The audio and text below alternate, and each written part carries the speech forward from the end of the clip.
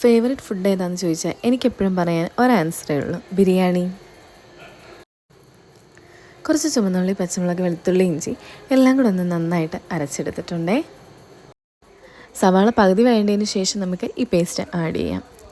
പിന്നീട് മസാലയൊക്കെ ഇട്ട് ചിക്കനിട്ട് നന്നായി മുരിച്ചെടുത്ത് വേവിച്ചെടുക്കാം.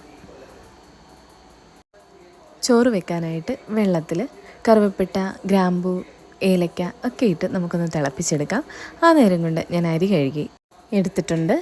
പിന്നീട് വെള്ളം ചൂടായിട്ട് വരുമ്പോൾ അതിനകത്ത് ഉപ്പ് ആഡ് ചെയ്ത് നമ്മൾ അരി ഇട്ട് കൊടുക്കും. ക്യാരറ്റ്, അണ്ടിപ്പരിപ്പ്, സവാള വറുത്തത്, കറിവേപ്പില വറുത്തത്, പിന്നെ കൂടെ കുറച്ച് ഗ്രീൻ പീസും. ഇനിയെല്ലാം ലെയറായിട്ടിട്ട് നമുക്ക് സെറ്റാക്കി എടുക്കാം.